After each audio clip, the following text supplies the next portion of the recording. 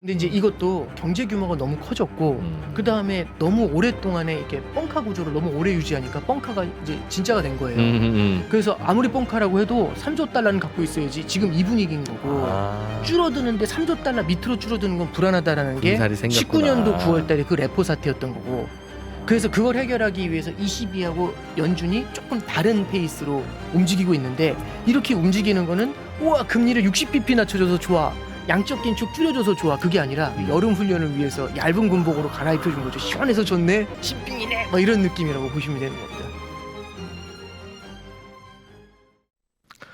네, 세계 경제에 중요한 이벤트가 있을 때마다 많은 분들은 앞으로 이 이벤트가 어떤 변수가 될 것이며 경제는 어떤 방향으로 흐를 것인가 궁금해들 하시는데 이렇게 궁금한 일 있을 때마다 빨리 이분 모셔와라 뭐 자꾸 다른 거 하지 말고 라는 그런 글들과 다양한 이메일들이 저희 3프로TV로 쏟아지고 있고요. 저희도 이분 뭐 모시는 거 몰라서 못 모시는 건 아닌데 저희 3프로TV조차도 번호표를 뽑아야 한다. 그래서 저희가 그래도 하여튼 뭐 안표도 구하고 하여튼 그래서 그래도 짧은 번호표를 구해서 오늘 이분을 모셨습니다. 오건영 선생님 모셨습니다. 어서 오세요. 네, 안녕하세요. 네. 요즘 특히 이제 FOMC 회의 있고 뭐 빅컷도 있고 네. 그런 이후에는 다들 질문이 막 쏟아지겠어요. 뭐 어떻게 예. 봐야 됩니까?부터 어떻게 예상하세요?부터. 저 그냥 뭐 일단 뭐 본론 들어가기 전에 여담으로 하나 말씀드리면 이번에 추석 연휴 때 흥미로운 뉴스가 하나 나왔던데요. 네. 그 내비게이션 보고 갔다가 이렇게 그 소로 좁은 그래 어디 길에서 농로에 사람들이 네. 다 한 몰려서 5시간 이렇게 되게 걸렸다고 네. 막 그렇게 나오더라고요. 특정 회사의 네. 내비게이션이 그쪽으로 가면 조금 빠르다고 했던 모양이에요.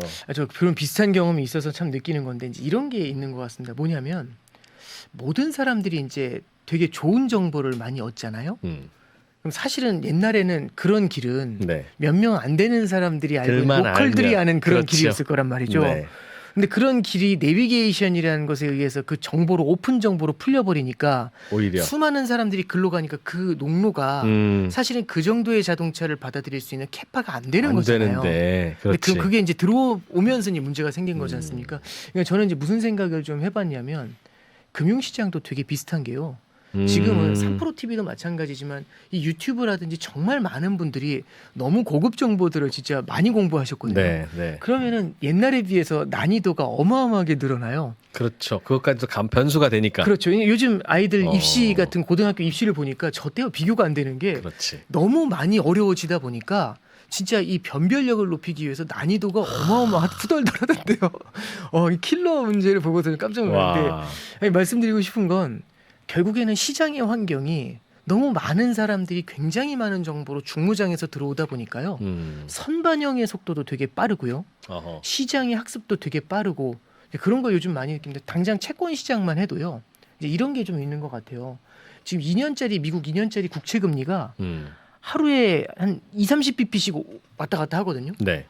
과거에 이런 일이 별로 없었습니다. 근데 지표 하나에 막 20bp, 30bp가 올랐다 떨어졌다 하니까 종잡을 수가 없거든요. 그럼 채권 왜 그래요? 채권 시장에는 계속 아, 예. 전문가들만 있을 텐데. 과거하고 달라진 게 이런 겁니다. 이제 우리는 이제 일반적으로 저도 옛날에 배울 때는 주식 시장에 비해서 채권 시장은 개미가 못 들어오지 않냐. 근데 네. 지금 이슈는 그거 같아요.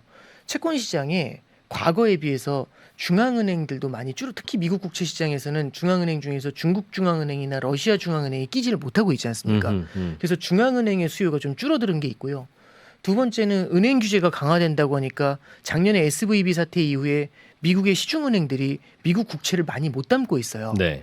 그러다 보니까 국채 발행은 늘어났는데 수요가 줄어든 거지 않습니까? 그럼 수요는 그대로인데 국채 발행이 늘어나면 그걸 그만큼 누군가 소화해 줘야 되는데 소화해줘야죠. 그걸 받아들이면서 누가 들어온 거냐면은 개인들의 ETF가 들어왔고요. 아. 우리나라에서도 미국 국채 ETF 많이 그렇죠. 투자하잖아요. 두 미국 더블 세 사람들 더블 많이 뭐 하죠. 이것도 가죠. 예, 그리고 또 하나는 헤지 펀드가 엄청나게 들어온 겁니다. 근데 이제 헤지 펀드는 레버리지를 일으켜서 장기채를 사는 사람들이고요. 네. 개인들 같은 경우는 시계열이 길지가 않지 않습니까? 30년 살려고 30년 동안 투자하려고 그렇죠. 하는 게 아니라 어. 들어가서 금리 집 빠지면 빠지고. 나오고 싶은 거잖아요.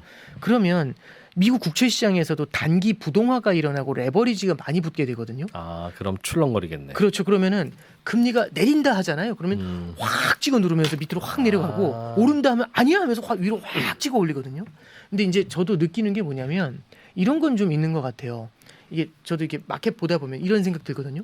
갑자기 이게 멍하니 보고 있는데 갑자기 시장이 확 움직여요. 그러면 이거 뭐지? 이 생각이 들어요. 근데 이게 뭔지 이유를 찾은 다음에 가려고 하면 이미 늦잖아요. 네. 그럼 그때 무슨 생각이 드냐면 내가 모르는 뭔가 있다. 이 생각이 들잖아요. 그럼 일단 던지고 따라가죠. 일단 몸은 대응. 네, 그렇죠. 일단 대응식부터 시작을 하고 가지 않습니까? 그러면 더- 그 방향으로 강해지게 돼요. 그러니까 예를 들어서 FOMC 때 50bp를 낮추는 게 금리의 하락 요인이었을까 상승 요인이었을까 양방향이 다 나올 수도 있거든요. 아 그렇죠. 예. 그러면 하락일까 상승일까 모르면 일단 시장 보잖아요. 근데 밑으로 확 찍어요. 그러면 그렇구만 그렇지. 미치구나 한 다음에 따라간다니까요. 그러면 밑으로 확 강해지죠. 근데 갑자기 거기서부터 꼬리를 말아 위로 올리죠. 그러면 아니다 한 다음에 반대로 꺾는 겁니다. 그러면 이렇게 움직이거든요. 이게 옛날하고 달라진 것 같아서요. 플레이어도 많아지고 정보도 나는 침착하지만 다른 사람들이 침착하지 않을 게 뻔해서 나도 침착하기는 어려워가 그렇죠. 되는 그럼 만약에 다시 돌아가서 세상에. 제가 그 지역에 살던 로컬이에요. 고속도로 막히는 거 보면서 아하 한 다음에 그 길로 혼자 내비게이션 안 본 상태에서 그 길로 갔다면 어떤 일이 일어났을까? 와. 지옥을 만나지 않았을까요? 그러면 이 말이 그렇죠. 맞는 거죠. 그때는 맞고 지금은 틀리다. 음. 그러지 않을까요?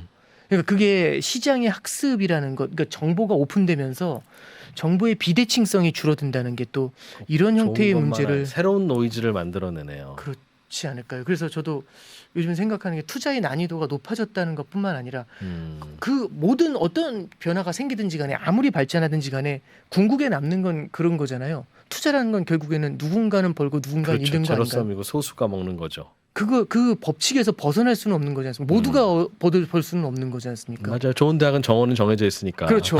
예. 그럼 그만큼 난이도가 올라가게 되고 그래서 참 다시 한번 생각하는 게 이번엔 최성년님 거 보면서 야. 생각하는 게 우리 더 스터디 좀 해야겠다. 저도 참 그러게, 이건 많이 그러게. 해야겠다 이 생각을 더 많이 하게 됐습니다. 저도 부동산 시장에서도 똑같은 얘기해요. 맞아요. 특히 정책 당국자들이 가끔씩 이제 술 한잔 하고 우리 다른 데 가서는 얘기하지 않기 하면서 그거 한두 가지 얘기할 때 있는데 그때 똑같은 얘기입니다. 예전에는 분명히 이렇게 하면 먹혔고 이렇게는 안 움직이던 거였는데 정보가 빠르게 움직이니까 다른 때는 한 1, 2년에 걸쳐서 있어야 할 변화가 요즘은 3개월 만에 다 끝난다는 거예요. 그렇죠. 그렇죠. 그리고 다들 요즘 왜 그래? 그러다가 슬슬 보기 시작하고 뭐 그랬던 게 아니라 그냥 일주일 만에 아는 사람들은 다 알게 되고 다 움직이게 되고 그렇게 되는.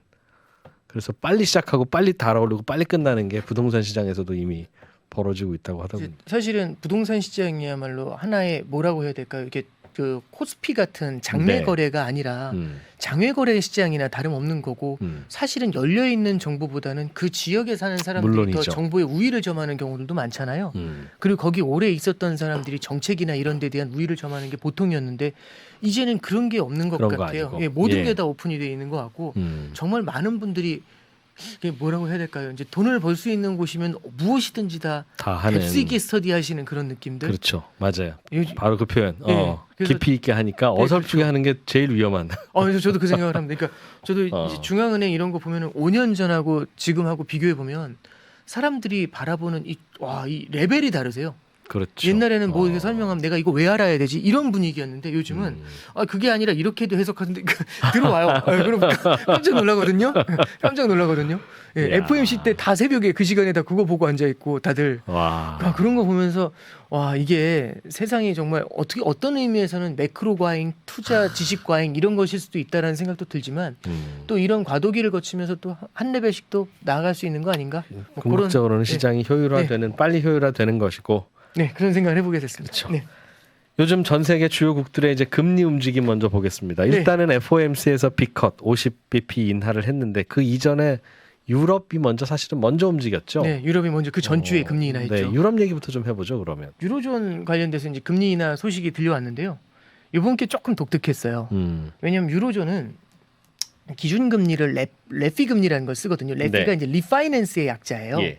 이게 이제 레피가 뭐냐면은 시중은행들끼리 이제 돈을 서로 돌리는데 시중은행들끼리 가끔씩 이제 빠구가 나요. 돈이 모자라면 어떡하지 하면 자기들끼리 이제 막 이게 답이 안 나오는 경우도 네. 있거든요. 그러면 이제 중앙은행에서 이제 돈을 빌려줄 때가 있는데 그래서 7일 7일 만기로 돈을 빌려줘요. 그러면 그럼 돈이 모자랐는데 7일로 어떡하라고?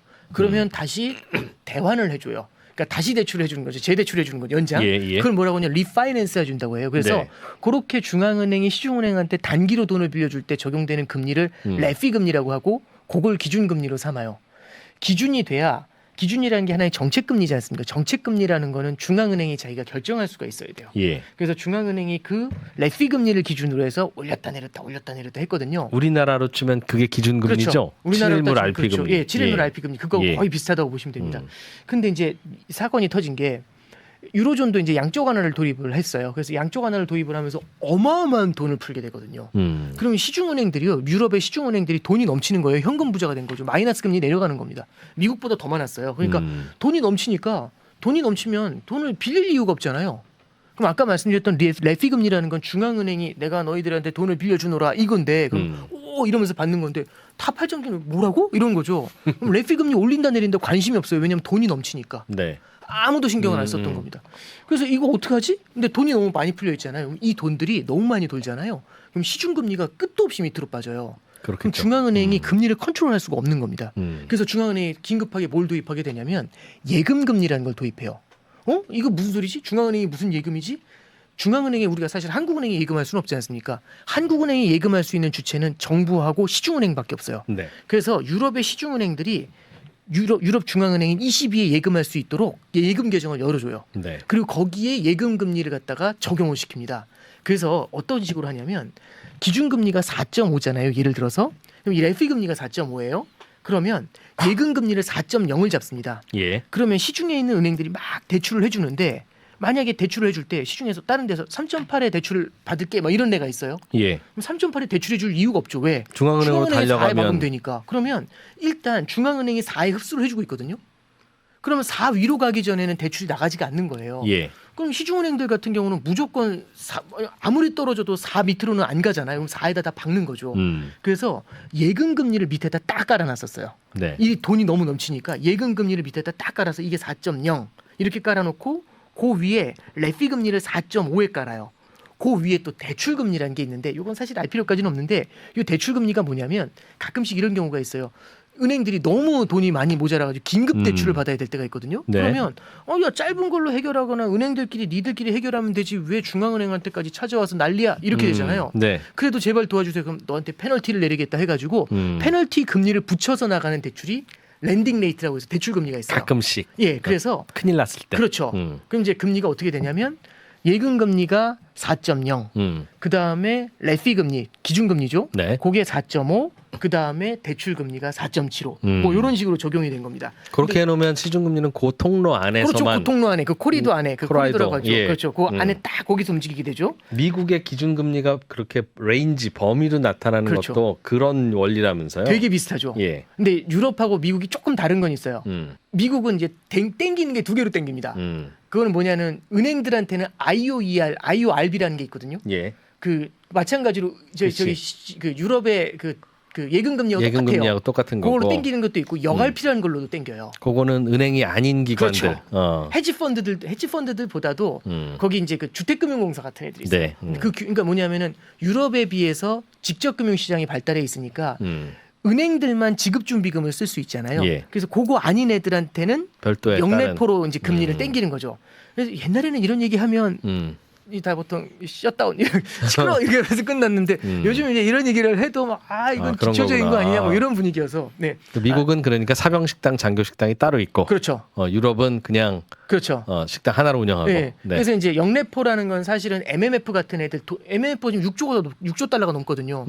그럼 이런 애들은 저기 지급준비금에 박을 수가 없지 않습니까? MMF는. 네. 그럼 MMF 같은 경우는 돈이 넘치는데 살 게 없으면 금리가 계속 밑으로 내려가잖아요. 그럼 중앙은행이 이걸 컨트롤할 수가 없습니다. 그래서 영래포까지 둬가지고 쌍방에서 막고 있는 거죠. 요렇게 이제 보통 조절을 하는 거고 네. 이제 저기 방금 말씀드렸던 ECB 같은 경우는 이 직접금융시장 그러니까 결국에는 은행금융 중심이지. 유럽은. 예, 말씀드렸던 것처럼 그런 형태의 그 대출이나 이런 것들이 그런 금융기관들이 별로 없다 보니까 MMF도 크지도 않고 그러다 보니까 말씀드린 것처럼 그렇게 이제 은행들만 컨트롤하면 된다. 예. 네. 그래서 잠깐 한번 기사를 한번 잠깐 보시면 예. 그 기준금리를 연 4.25에서 그 3.65로 0.6% 포인트 인하했대요. 이 비컷이잖아요. 이거. 네. 예. 그리고 옆에 보시면 예금금리를 연 3.75에서 3.5로 0.25 인하했대요. 그리고 한계 대출금 요게 그 대출금리예요. 예. 그거는 제일 높은 거죠. 4.5에서 3.9로 0.6% 포인트 인하했대요. 네. 이제 뭐가 좀 이상하잖아요. 뭐 얘네는 뭐 금리를 3개씩 써. 뭐 이런 생각이 들잖아요. 네. 그래서 12 같은 경우는 정리 한번 해드리면은 금리가 3개라고 말씀드렸잖아요. 예. 첫 번째는 기준 금리가 있는 겁니다. 음. 얘는 아까 말씀드렸던 레피 금리라는 거고 얘는 7일짜리죠. 예. 그리고 돈이 너무 넘치다 보니까 요걸로는 조절이 안 돼서 여기다가 예금 금리라는 거를 박았다고 말씀드렸어요.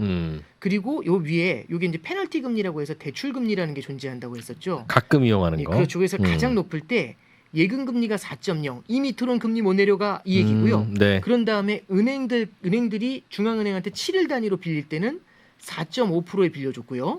그리고 페널티 먹일 때는 4.75로 요렇게 존재했었어요. 그래서 이제 우리가 아까 말씀하셨던 것처럼 이 복도라는 게 존재했다면 네. 요렇게 보통 복도가 존재하고 그랬었습니다. 그러니까 0.5가 0.5 복도, 정도 정도가 복도였던 복도 거죠. 폭이었겠네요. 네, 그렇죠. 요 안에서 금리가 형성되는. 그렇죠. 그래서 6월 달에 기준금리 인하를 처음 할 때는 어떻게 했냐면 3.75로 낮췄고 4.5가 4.25로 내려왔고 네. 얘는 4.5 그러니까 0.25씩 다 똑같이 내려왔어요. 복도 폭이 유지됐네요. 그렇죠. 근데 예. 이번에는 9월 달인데 9월 달이 어떻게 됐냐면 이게 갑자기 얘는 3.5로 내려왔어요. 네. 0.25 25bp가 내려왔죠. 예. 근데 얘는요. 갑자기 60bp가 내려온 거예요. 오메나 그래서 어떻게 됐냐면 이게 3.65. 3.65가 된 겁니다. 그래서 60bp가 내려왔고 얘도 마찬가지로 60bp가 내려와 가지고 3.85. 3.85가 되나요? 예. 아니죠. 3.9가 되네. 예. 예. 60bp가 내려왔죠. 예. 네. 아, 저도 덧셈이 안 돼서 요렇게 내려온 거죠. 그러니까 이제 이걸 보면서 사람들이 이제 얘기를 하는 겁니다. 그럼 이거 유로존도 빅컷 이제 이 얘기가 나온 거죠. 이건 뭐지? 이제 이런 생각이 드는 거죠. 그래서 근데 이건 빅컷이라고 하기에는 좀 어렵고요. 이거는 어떤 의미에서 보면은 오히려 긴축일 수도 있다. 이제 이렇게도 말씀을 드릴 수 있어요. 예, 헷갈리실 수 있는데 그냥 간단하게만 설명을 좀 해드릴게요. 예. 지금은 은행들한테 돈이 넘치죠. 그러면 은행들한테 돈이 넘치면 얼마에 묶어놓을래 맨 밑바닥을 요거는 유효하지만 사실은 이 위에 있는 애들은 크게 쓰이질 않고 있어요. 근데 지금 유로존이 뭔 짓을 하고 있냐면 금리는 내리고 있지만 양적 긴축을 대차게 하고 있거든요. 네. 그래서 양적 완화를 해가지고 APP하고 PPP라는 형태의 프로그램을 이 뭐지 중요하지 않고 이건 돈 풀었다고 보시면 돼요. 이걸로 대차게 돈을 풀어줘가지고 시중은행들의 지급준비금이 엄청나게 늘어났었어요. 은행들이 돈이 넘치다 보니까 이 넘치는 돈을 갖다가 예금 금리인 4%에 박아가지고 오히려 이제 관리를 하려고 했었던 거죠. 근데 저게 지금 사실상의 그렇죠. 실질 금리였다. 그렇죠. 근데 QT를 했다는 거예요. 그렇죠. 그 이제 여태까지 양적 완화를 해서 그러니까 QE를 해가지고 예. 돈이 늘어나다 보니까 네. 이 위에 있는 둘은 별로 워킹을 안 하고 예금 금리가 거의 워킹을 했었어요. 저게 중요하다는 거죠. 사실상 그놈이 제일 중요했고 돈은 넘치니까 네, 그렇죠. 얼마에 갖다가 맡길 수 있냐. 그렇죠. 근데 이제 뭐가 달라지는 거냐면 QT가 시작이 되는 겁니다. 그럼 유동성을 줄이기 시작하잖아요. 그러면 은행들 중에서 돈이 모자라는 놈이 있겠죠. 네. 그러니까 어떤 놈은 돈이 많을 거고 어떤 놈은 또 돈이 적을 거지 않습니까? 근데 QT는 균질하게 진행이 되다 보니까 그렇게 되면은 어떤 은행들은 돈이 모자라게 되잖아요. 그러면은 그때는 걔네들은 그 은행들은 대출이 필요해지게 되겠죠. 네. 그럼 대출이 필요해지게 되면은 어떻게 가서 찾냐면 요 레피 금리에 가서 대출을 받으려는 의지를 갖다가 강하게 보이려고 할 겁니다. 예. 이게 1번이에요. 그럼 이제부터는요. 예금 금리도 중요하지만 레피 금리도 살짝 바운더리에 이제 들어오기 시작을 하는 겁니다. 그리고 여기서 돈을 만약 더 빼면 요 위로 걸리는 경우들도 생기겠죠. 근데 잠깐 보시면요. 이제 예를 들어 이렇게 볼게요.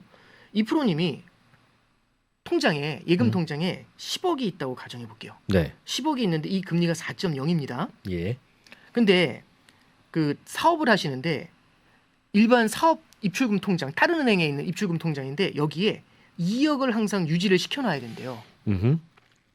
그래서 이제 2억이 따로 유지가 돼 있는데 갑자기 이제 무슨 일이 벌어지는 거냐면 원래 2억이 언제든지 현금이 넘쳤단 말이에요. 그래서 예. 큰 문제가 없었는데 갑자기 이거 구하기 힘들어진 거예요.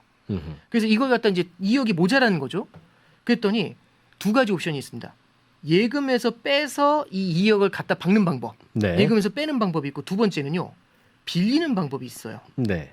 근데 빌리는 방법을 쓰니까 4.5%래요, 이자가. 그럼 이제 물어보는 거죠. 저기 빌릴래 10억에, 예금에서 그렇죠. 뺄래. 4.0에 빌릴래 아니면 4.0에 예금에서 빼서 가져올래. 4.0을 포기하고 그러니까 결국 예금에서 빼서 가져올래 아니면 4.5의 대출을 받을래 이게 물어보는 거예요. 예금에서 빼겠죠. 그렇죠. 왜냐하면 금리가 싸니까. 50bp 차이 나잖아요. 그렇죠. 그렇죠? 예. 그럼 타행으로 가도 힘들지 않아요? 다른 은행으로 가시면 좀 이게 행정 절차도 있고 한데 불편하지 않으시겠어요? 아야 0.5 얼마나 차이가 그래, 큰데 돈이 얼마인데. 이렇게 되신 거죠. 예. 그래도 여기서 받으시는 다양한 혜택도 사라질 수 이렇게 되죠. 그렇죠. 근데 갑자기 이러는 겁니다. 대출 금리가요 4.15로 낮아진 겁니다. 이 둘의 갭이요 50bp가 아니라 15bp가 돼요. 그럼 어떨까요? 그러면 그냥 잠깐 빌리는 거니까 타은에서 빌리려고도 하겠네. 은행에서. 그렇죠. 그러니까 이게 사람마다 다를 거야 이 생각은 들잖아요. 그렇죠. 그러니까 근데 예. 안 가는 사람도 있겠죠. 물론이죠. 애매하지만 그러네요. 그럼 만약에 0.05 차이라면 그럼 안 가는 사람이 더 많아지겠죠. 그럴 것도 같아요. 왜냐면 거래 예. 비용도 있으니까. 네. 예. 그래서 잠깐 보시면 돈이 모자라지잖아요. 그럼 이 돈이 결국에는 레피를 통해서 받아야 되는 경우들이 생기잖아요. 예. 근데 레피 금리가 4.5고 음. 예금 금리가 4.0이잖아요. 그럼 은행들이요 이 차이가 크죠. 그럼 돈이 모자라질 때는요 예금에서 돈을 많이 빼요. 그러면 양적 긴축을 진행하면서 은행들의 지급 준비금을 줄이고 있는데 예금에서 돈을 더 많이 빼게 되면서요 지급 준비금이 줄어드는 속도가 되게 빨라질 수가 있어요. 네.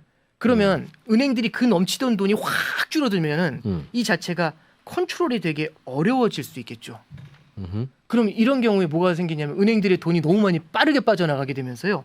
이때부터 단기 금융 시장에요. 상당히 큰 혼란이 생길 수가 있습니다. 근데 빌려가는 쪽은 누구예요? 은행 아닌가요? 다른 은행들이 빌려갈 수 있고 은행들끼리. 그렇죠. 근데 그 은행들도 결국은 다른데 대출을 해주겠죠. 남는 건 서로 대출도 해주고. 예, 그렇죠. 그렇게 예. 해서 돈이 빠져나가는 구조죠. 그러니까 이제 그리고 이제 밖에서 돈이 빠져나가는 게 있으니까 양적 긴축 때문에. 예. 그래서 항상 얘기할 때요. 이 양적 긴축의 부작용이 양적 긴축이 시작됐었을 때 이 돈이 너무 빠르게 지급 준비금이 줄어들게 되면요. 19년도 9월 달에 레포 사태라는 게 있었어요. 가끔씩은 은행들 사이에서 전화통에 그렇죠. 불나는. 그렇죠. 돈이 모자라니까 갑자기 은행들이 잘 지내다가 이게 잠깐 한번 그림 한번 그려드리면 이런 구조예요. 이게 이 바닷가라고 해볼게요. 바닷가인데 여기 그림 보시면은 이렇게 뾰족뾰족 산호들이 있어요. 이런 데 치면 다치는 거잖아요. 네. 근데 사람이 있는데 사람이 이렇게 걸어 다니면 이런 데 치여가지고 다치거든요. 근데 물을 엄청 주입해 준 거예요. 물이 이렇게 차죠. 네. 그럼 사람이 여기 튜브 타고서 이렇게 있으면 여기 밑에 산호가 2m, 3m라도 아무 문제가 없어요. 왜냐하면 물의 수위가 5m가 넘는 거예요. 네. 이 물을 갖다 공급해 준 걸 우리는 양적 완화라고 하거든요. 아, 그렇죠. 근데 예. 물을 뺄 때 이걸 뭐라고 하냐면 양적 긴축이라고 해서 이 수위를 낮춰요. 음. 수위를 낮추면 갑자기 이제 사람들이 여러 명이 있다고 해볼게요. 여기 가장 뾰족한 데 있었던 사람은 그렇죠. 소리가 나겠죠. 그러겠죠. 그럼 그때부터 갑자기 사람들이 공포에 떨지 않을까요? 그렇군요. 밑을 바라보면서 예. 뭐야 하지 않을까요? 그럼 다 이 해수욕장에서 나가려고 하잖아요.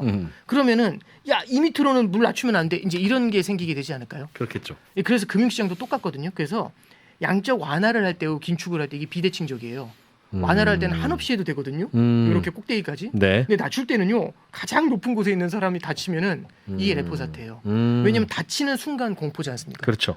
여기 딴 데 커지죠. 있는 사람들도 뭐야 이렇게 되면서 다 이 해수욕장에서 빠져나가려고 하잖아요. 예.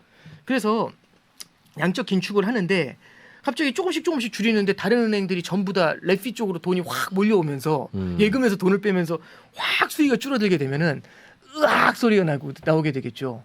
그래서 유로존에서 이제 ECB에서 뭔 짓을 하게 되냐면 ECB에서 방금 말씀드렸던 것처럼 4.0과 4.5의 차이니까 50bp 차이잖아요. 뭐가 4.0 뭐가 4.5였죠? 이게 예금 금리가 4.0이었고요. 예. 그다음에 레피 금리가 4.5였잖아요. 네. 그러면 이 둘의 차이가 굉장히 크면은 레피를 쓰지 않고요. 예금에서 땡겨버려요. 가지고 있던 예금에서 인출을 해가지고 써버리거든요. 자기가 부족할 때 그렇죠. 자기 예금에서. 그렇죠. 예. 근데 이제 그것이 이제 중앙은행에 박아놓은 예금에서 빼는 거죠. 예. 근데 이제 방금 말씀드린 것처럼 요 갭을 15bp로 줄여버리잖아요. 그러면 뺄까 말까 이렇게 되는 거죠. 그럼 줄어드는 속도가 생각보다는 양호해질 수가 있어요. 그래서 올해 3월 달에 24년도 3월 달에 ECB에서 뭔 얘기를 하냐면 새로운 통화정책 프레임워크라는 걸 도입을 해요. 그게 뭐냐면 현재는 4.0, 4.5, 4.75지만 예. 앞으로는 올해 9월 달부터는 3.75 그러니까 이걸 갖다가 이제 갭을 4.0, 4.15, 4.4 요렇게 갭을 갖다가 둘의 줄이겠다. 갭은 15bp로 줄입시다. 그래야지 양적 긴축을 안정적으로 할 수 있어요. 부작용 없이. 요 얘기라는 겁니다. 그래서 QT를 제대로 하기 위한 사전 포석을 깔고 있는 겁니다. 이 얘기는요. 그래서 금리를 많이 낮춰서 좋은 게 아니고요. QT 계속 하겠다는 뜻이에요. 오히려 세게. 예, 그렇죠. 그러니까 세게라기보다는 조심스럽게 계속 해가지고 천천히 계속 이 수위를 줄여나가겠다는 얘기입니다. 현재 필요한 무기동원한다고. 놈들은 대출 받아라. 그렇죠. 그래야 예. 그리고 적정하게 네 예금에서 빼고 싶은 애들은 네 예금에서 빼라. 그걸 얘기해 줄 수 있죠. 그리고 또 하나는요. 만약에 이 수위가 너무 많이 줄어들잖아요. 그러면 예금에서 뺄 만큼 뺄 거잖아요. 네. 그럼 예금이 줄어드는 속도도 빨라지고 레피 창구에서 난리가 날 거지 않습니까? 너도 나도 여기서 대출 결국엔 예금에서 땡길 수가 없으니까. 그러겠죠. 그럼 그때는 양적 긴축을 멈추겠죠. 그러겠죠. 시그널이 나왔으니까 이거는 위험 시그널이 딱 아. 나왔으니까. 그래서 이게 되게 저는 개인적으로는 사람의 심리를 잘 이용했다고 생각하는 게 4.0에서 4.5로 갈래라고 하면은 4.5 50bp면 가야죠. 이거잖아요. 근데 15bp로 확 줄여버리니까 까리하네. 이제 이렇게 바꾸는 거죠. 그래서 사람의 이 은행들의 실제 수요 있죠. 요걸 보면서 접근하고 있는 시스템이라고 생각하시면 돼요. 그래서 양적 긴축을 제대로 하기 위해서 요렇게 가는 겁니다. 근데 이왕 얘기 나왔으니까 분위기 별로 안 좋아도 연준도 한번 해봐야죠. 네네. 예. 연준은 좀 달라요. 야, 그러니까 이게 QT라고 하는 걸 인류가 처음 해보는 거네요. 그러다 보니. 그렇죠. 그러니까 무슨 부작용 생길지 모르니까. 유로존은 사실 양적 완화를 2015년 12월에 처음 해봤어요. 그러니까. QT는 처음인지라. 그러니까 이제 여러 가지 방법들을 도입을 하는데. 얘가 사다 예. 죽으면 안 되니까. 그렇죠. 그러니까 부작용이 생기는 걸 최소화해야 되죠. 단기 금융시장에서 난리가 나는 것도 막아야 되고. 이렇게 여름에 그 군인들 훈련시킬 때. 네. 야, 두꺼운 옷 벗고 다 이제 얇은 옷으로 갈아입으라고 하면 야, 훈련 쉬워지나 보다 이게 아니라 그렇죠. 야, 이게 졸라 센 거 시킨 거보다 그렇죠. 애들 죽으면 안 되니까 일단 그렇죠. 옷부터 가벼운 거로 바꿔라 입혀라죠. 그 비유가 딱 그거네. 딱 그거예요. 딱 그거. 예, 예. 예, 그렇게 딱 하는 거죠. 유럽이 그거 한 거군요. 예, 장어 먹인 겁니다, 그냥. 열심히 뛰시라고. 저렇게 했는데도 깍 소리 나고 쓰러지고 그러면 그때 멈추면 그렇죠. 되니까. 그러니까 어느 이렇게 천천히 내려 수위를 천천히 조절했는데도 이게 답이 안 나오면 여기서 이제 더 이상 조절하면 안 되는 레벨을 찾은 거잖아요.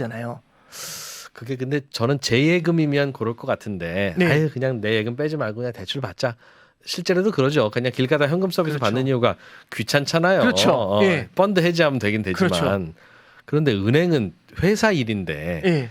지 귀찮아도 계산해보고 그 결제 올리고 해야 되지는 않아요? 그러니까 저도 사실은 뭐 유럽의 금융 시스템까지는 이해를 못 그러게. 하겠지만 저런 이게- 모양이네. 제가 이왕 나왔으니까 그 기사를 좀 읽어드리면 여기 3월 15일 날 기사인데 뭐라고 나오냐면 여기 슈나벨이랑 이분 똑똑한 분이에요. 천재예요, 천재. 예. 22의 슈나벨 이사인데 이분이 뭐라고 하냐면 좁아진 15bp의 스프레드는 재정적으로 건전한 유로 시스템 대체 제조표와 금융 안정을 지원하는 데 도움이 될 것. 준비금 보유 비중이 너무 높으면 예. 은행들이 과도하게 돈을 줄이면서 유동성 충격에 취약해질 수 있고 그러니까 다 빼간다는 얘기죠. 예금 빼가지고 다 메운다는 얘기죠. 예. 스프레드가 또 너무 좁으면 그 5bp밖에 이러면 은행들이 준비금을 비축하고 중앙은행을 최우선 대출 기관으로 보면서 금융 시스템 단기 유동성 위험에 대비하려는 인센티브가 줄어들 위험이 있다. 이렇게 그러니까 결국에는 이분이 나름 연구했겠죠. 15bp가 그냥 겐또 던져 찍은 게 아니라 자기들끼리도 이게 여러 가지 모델 돌려봤겠죠. 그러다 보니까 15bp 이렇게 한 겁니다. 근데 만약 이게 제대로 워킹하지 않으면 더 줄이겠죠. 그러겠죠. 10bp 이렇게. 그럼 더 까리해지잖아요. 가야 되나? 막 이런 생각을 하겠죠. 그래서 제가 뭐 은행들의 속사정이 어떤지까지는 뭐 알아보기는 그러네요. 어렵겠지만 여기서 그래도 22에서 15bp라는 제도를 도입한 거는 나름 자기들만의 논리로 가져온 게 있다. 이렇게 이제 말씀드릴 수 있고요. 이왕 말씀 나왔으니까 뭐 다들 관심 없으실 수 있지만 그래도 연준도 네. 어떻게 QT 하는지 예. 그거를 좀 공부해보죠. 보여드릴 필요가 있겠죠. 예. 이게 연준도요. 근데 연준은 조금 달라요. 연준 이제 뭐가 다르냐면 결국엔 아까 말씀드린 것처럼 이게 연준도 이렇게 결국에는 이렇게 뾰족뾰족 있으면 이렇게 뾰족뾰족 있으면 한번 아픔이 있었던 거죠. QT를 한번 했었으니까. 그래서 QT의 아픔을 한번 겪었던 게 19년도 9월이었습니다. 이때 한번 레포 사태라는 걸 겪었는데 돈을 빼다 한번 사단이 난 거예요. 근데 자 보시죠. 지금 연준이 원래 양적 완화를 코로나 때 엄청 해가지고 5조 달러까지 지급준비금이 은행들 돈이 늘어났어요. 근데 이걸 갖다가 지금 QT라는 걸 거의 1년 반 넘게 했거든요. 2년 넘게 했거든요. 그랬더니 이게 지금 얼마까지 줄었냐면 3.3조 달러까지 줄었어요. 음. 그러면 아직도 줄일 거 맞네? 라고 하는데 시장에서는 걱정을 하는 거죠. 그러다 또 사건 나. 왜냐하면 이 바닥까지 내리면 너네 큰일 나는 거야 이 얘기죠. 지금 우리 다 여기 떠가지고 둥둥 수영하고 있는데 이거 계속 지금 줄이고 있는 겁니다. 네. 이걸 계속 줄이고 있는 거예요. 그러면 여기서 궁금한 게 유럽 중앙은행 같은 경우는 결국엔 어느 정도부터 레피 창구에서 좀 이렇게 북적거리기 시작해? 그걸 통해 가지고 최저점을 잡은 거잖아요. 잡으려고 하는 거잖아요. 예. 그래서 약간은 수요에 의해서 잡으려고 해요. 근데 연준은 약간 다르게 뭐라고 하냐면 연준은 자금의 공급자인 연준이 어떻게 움직일까 이제 그거를 생각하고 있습니다. 그래서 잠깐 생각해 보시면 연준은 이렇게 해요. 지금 5조 달러였던 거를 현재 3.3조 달러까지 줄였거든요. 그럼 어디까지 줄여야 될까 이걸 알 수가 없잖아요. 우리가 선언적으로 알 수가 없어요. 이거는. 예. 그래서 과거의 경험을 보는 거죠. 그럼 야 너네 19년도 9월 달에 사단 났을 때 그때 얼마였어? 라고 물어보니까요. 그때 한 2조 달러 정도 된 거예요. 네. 근데 그때가 GDP가요. 미국 GDP가 약 21조 달러 정도 됐거든요. 예. 그래서 미국 GDP의 8에서 12% 정도 되는 금액은 가지고 있어야 돼라는 게 최근의 생각인 거죠. 요 정도 사이에 있을 거야. 미국 GDP의 8에서 12% 정도가 아마 이 사이에 그 위험 레벨이 존재할 거야. 요게 이제 연준에서 생각하는 레벨이에요. 근데 지금 아직 많이 남아 있거든요. 그럼 여기서 이제 잡아내리는 겁니다. 네. 근데 지금 미국 GDP가 28조 달러 정도 돼요. 예. 그럼 8에서 12%면요. 이 12% 상단이 약 3조 달러 정도 됩니다. 정도. 예. 그리고 한 2.5에서 3조 달러 사이인데 그러면 요 사이 어딘가에 요 사단 나는 점이 있다는 거잖아요. 어딘지는 알 수가 없죠. 네. 그러면 지금 3.3조 달러예요. 이제 얼마 안 남았으니까 뭐가 3.3조 달러? 지금 그러니까 뭐냐면 잉여. 5조 달러만큼 은행들이 돈이 넘치다가 네. 지금은 3.3조 달러까지 줄어들어 있는 상태입니다. 네. 그러면 이제 5조 달러까지 넘치다 이제 3.3조 달러까지 줄었잖아요. 3.3까지 줄었잖아요. 그럼 2.5에서 3조 달러 사이로 들어오면 돼요. 여기로 꼬린을 하면은 요 안에 뭔가 그 사단 나는 점이 있는 거예요. 네. 거기까지는 딱 그렇죠. 줄여도 딱 좋은. 근데 이제 문제는 얼마인지는 알 수가 없죠. 제가 갑자기 등장해서 2.7734조 달러입니다. 이렇게 할 수가 없잖아요. 그렇죠. 예. 그럼 이제 이거 어떡하지? 그럼 이제 조금씩 줄여 나가는 해봐는 거죠. 거지. 예. 그래서 양적 긴축을 할 때 어떻게 하냐면 원래는 950억 달러씩 매달 줄였어요. 그럼 잠깐만 다시 그리면서 보여드릴게요. 그러면 예를 들어서 이게 방금 말씀드린 것처럼 2.5에서 3조 달러 사이 요 사이에 사단 나는 점이 있어요. 지금 5조 달러에서 매달 950억 달러씩 줄이면서 계속 조금씩 줄여온 거예요. 네. 계속 하면서 줄여온 거죠. 막 줄였는데 이제 요 정도 3.3조 달러까지 현재 온 거예요. 그럼 야 여기서 또 줄이면 이 안으로 들어오고 한순간에 사단 날 수 있잖아. 그럼 위험하지 않겠어? 이제 이런 얘기가 나오는 겁니다. 그렇죠. 그럼 야 이거 어떡하지? 이제 이런 생각이 드니까 시장에서 뭐라고 하냐면 멈춰! 큐티 그만! 이렇게 얘기하는 겁니다. 우리 시장 욕심쟁이들. 그러면서 싹 얘기하는 거죠. 위험하니까 멈춰야지 하면서 씩 미소 짓는 거죠. 근데 연준이 본 거죠. 그 미소를. 그럴 줄 알았어. 그럼 어떻게 해야 되냐면 이걸 또 이어가야 되지 않습니까? 그럼 이어가려면 어떻게 해야 되냐면 이제는 줄일 때 고지가 머지 않았잖아요. 그럼 갈 때 성큼성큼 가면 안 되죠. 그렇죠. 그럼 어떻게 해야 되냐면 천천히 스텝 바이 스텝으로 조금씩 줄여가야 되죠. 그래서 지금은 950억 달러만큼씩 줄이다가요. 지금은 600억 달러씩 줄이고 있습니다. 줄이는 속도를. 그렇죠. 600억 달러씩 줄이면서 줄이는 속도를 조금씩 줄여나가가지고 어느 정도 요 사이에 어딘 가장 정교한 점에서 딱 멈추려고. 그럼 이제 우리는 이런 거죠. 양적 긴축을 950억 달러에서 600억 달러로 줄였으니까 이거는 완화적 통화 정책이라서 좋은 거다라고 해석할 수도 있지만 뒤집으면 더 깊게 들어가려고 천천히 가는 거죠. 예. 그래서 ECB 같은 경우는 유럽 중앙은행 같은 경우는 이 갭을 줄이면서 예금 금리하고 레피 금리의 갭을 줄이면서 자기들의 수요 창출을 통해서 문제점을 체크하는 거고 네. 연준 같은 경우는 이렇게 계속해서 빼지만 이제부터 천천히 빼면서 살살 빼면서 이제 이 그 위험점 그거 이제 찾으려고 하는 겁니다. 둘 다 정밀 수술에 들어간 거예요. 그렇죠. 이제 참고로 파월 의장이 이번 FOMC에서 우리 시장 욕심쟁이잖아요. 양적 긴축은 안 멈추나요? 라고 물어봤어요. 왜 그러냐면 금리를 인하하면 완화적으로 돈을 풀어주는 거고 네. 양적 긴축을 하면 돈을 빨아들이니까 아니 금리를 돈을 풀면서 빨아들이면 바보짓 아닙니까? 이제 이런 질문인 거죠. 그렇죠. 예. 파월 의장이 얘기하는 게 닥쳐라 이렇게 얘기를 합니다. 아직 우리 지급준비금의 3.3조 달러나 갖고 있다. 아직은 멀었다. 계속한다. 그렇게 이제 얘기를 한 겁니다. 사실은 그게 약간 시장한테는 실망스러운 요인일 수 있어요. 요 정도에서 원래는 올해 연말 정도에는 양적 긴축이 멈출 거라고 시장에서 김칫국 마신 게 좀 있거든요. 네. 그러면 올해 연말에 멈추려면 이번에 9월, 11월, 12월만 남아 있단 말이에요. 근데 9월에는 뭔가 암시를 주고 11월에는 충분히 고려하고 있어요라고 얘기하고 12월에 멈춰줘야 되는데 9월에 지금 닥쳐라 이러니까 이제 이 느낌인 거죠. 양적 긴축 좀 더 할 것 같은데 예전에 이렇게 하는 양적 완화 때 돈을 풀어줬던 게 그렇죠. 제로 금리를 해도 다들 금리 높다, 돈 부족하다 비명을 지르니 예, 제로 플러스 충분히 적시구도 넘치도록 물을 뿌려준 게 양적 완화였잖아요. 예, 그렇죠. 그런데 얼마 전까지만 해도 미국 금리가 5%였지 않습니까? 예, 기준 금리가 그렇게 높아진 상태에서는 그러면 예, 예전에 풀어줬던 그 돈들은 예. 어디에 있었어요? 은행에 지급준비금에 박혀 있었던 거죠.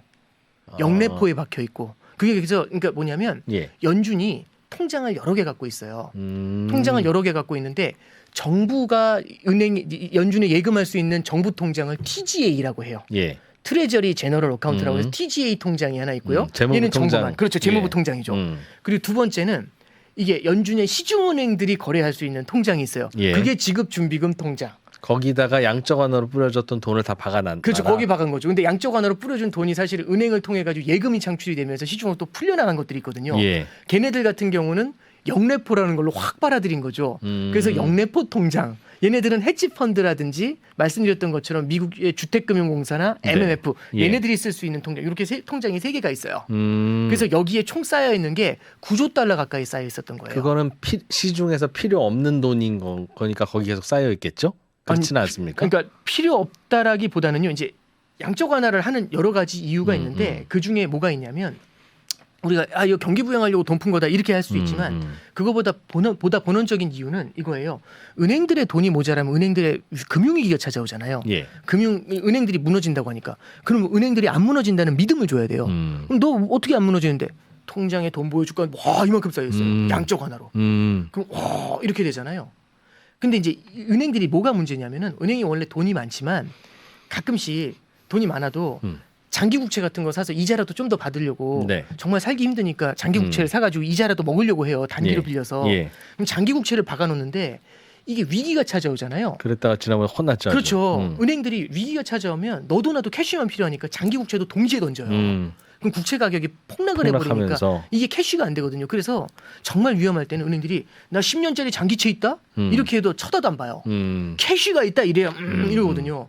그럼 이제 은행들이 캐시를 만들어줄 수 있게 연준이라는 애가 등장해가지고 알아서 장기 국채를 사가지고 얘를 갖다 다 환전해 주는 거예요. 네. 현금으로. 그럼 현금을 이만큼 쌓아놨지 않습니까? 그러면 이렇게 되면 은행이 파산하지 않는다는 믿음을 줄 수가 있는 거죠. 네. 그래서 이제 양적 완화의 효과가 이게 다 저기 주식 시장에 뚫려가지고 돈 주식 사줘야지 이게 아니라 은행 뻥카용이다. 그렇죠. 은행 뻥카죠. 그렇죠. 결론적으로는 뻥카죠.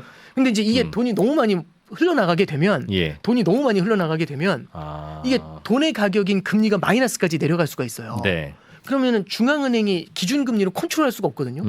어마어마하게 많은 돈이 흘러나가는 거 어마어마하게 많은 돈을 다 빨아들일 수가 없으니까. 네. 그래서 이제 아까 유럽 중앙은행은 랜딩 이제 디파짓 레이트라고 해서 예금 금리를 이게 딱 적용해가지고 빨아들인 거고. 뻥카용으로 네 소유로는 등기 쳐놓되 함부로 그렇죠. 돌리지는 마. 그렇죠. 대신에 근데 거기에 대해서 이자를 준 거죠. 그리고 연준도 IORB라고 해서 은행 통장에도 이자 주고 예. 영래포라고 해서 영래포 통장에도 이자 주고 그 밑으로는 못 내려가도록 다 흡수를 해놓은 겁니다. 이렇게 다 묶어놨던 거죠. 그래야 예. 시중에 진짜로 돌아다니지는 않으니까. 그렇죠. 예, 그렇게 묶어놓은 거죠. 예. 예, 그래서 이제 그 상태로 왔다 갔다 할 수 있도록 조절한 게 이제 아까 말씀하셨던 코리도 시스템 그렇게 이제 볼 수 있는 겁니다. 근데 네. 뻥카용으로는 조금은 갖고 있어야 되니까 여기서 네, 오해가 있을 수는 있긴 한데 예. 은행은 사실은 신뢰로 돌아가는 기관이니까 그렇죠. 시장이 의심을 하면 뻥카도 있어야 되고 그렇죠. 의심을 안 하면 굳이 예. 뻥카까지는 필요 없고 그런 거니까. 그렇죠. 근데 이제 이것도 경제 규모가 너무 커졌고 그 다음에 너무 오랫동안에 이렇게 뻥카 구조를 너무 오래 유지하니까 뻥카가 이제 진짜가 된 거예요. 그래서 아무리 뻥카라고 해도 3조 달러는 갖고 있어야지 지금 이 분위기인 거고 줄어드는데 3조 달러 밑으로 줄어드는 건 불안하다라는 게 군살이 생겼구나. 19년도 9월 달에 그 레포 사태였던 거고 그래서 그걸 해결하기 위해서 ECB하고 연준이 조금 다른 페이스로 움직이고 있는데 이렇게 움직이는 거는 우와 금리를 60bp 낮춰줘서 좋아. 양적 긴축 줄여줘서 좋아. 그게 아니라 아까 말씀하신 것처럼 우리 여름 훈련을 위해서 얇은 군복으로 갈아입혀 준 거죠. 시원해서 좋네. 신빙이네. 뭐 이런 느낌이라고 보시면 되는 겁니다. 그럼 저 돈 여유 있는 돈들은 다 그럼 은행한테서 묶여 있고 시중으로는 안 나가고 있는 거예요? 그렇죠. 근데 은행이 저렇게 돈이 넘치잖아요.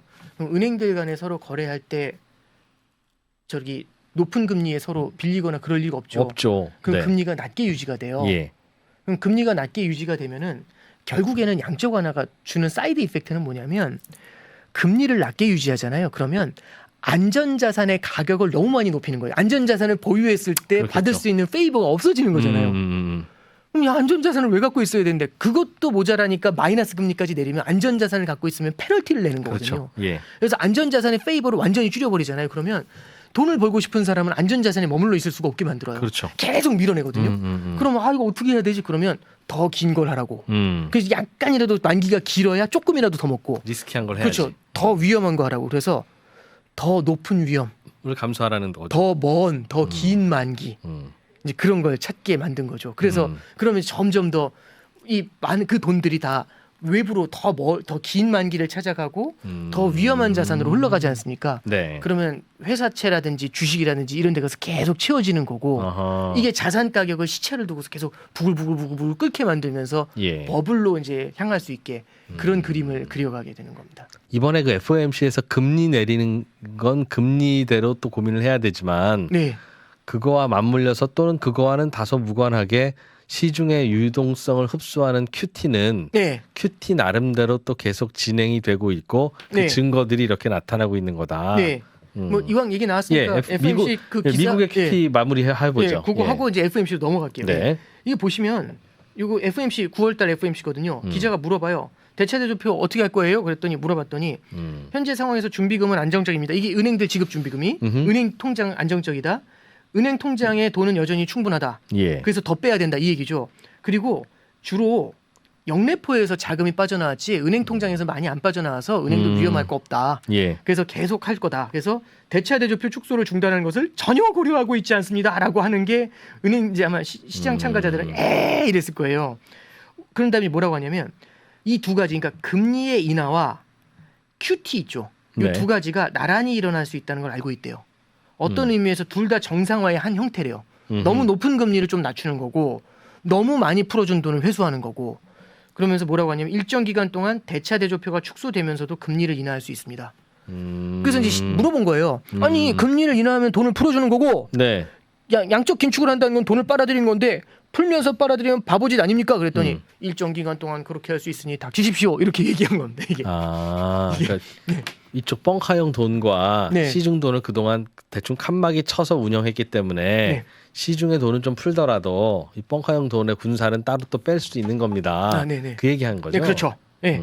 정확하게 하면은 뭐 이제 뭐 이거 뻥카가 이제 아까 말씀드렸던 네네. 것처럼 최소 뻥카가 있어야 되는 있어야 게 되는 거. 이제 아이러니해진 거지만 그래서 최소 뻥카가 지금 거의 다 왔는데 빨리 그쳐야죠라고까지 이제 위험 제기를 하니 이슈 제기를 하니까 그것도 아니야 오버하지 마 이렇게 이제 얘기를 하고 있는 겁니다. 그래서 저도 같은 질문이었어요.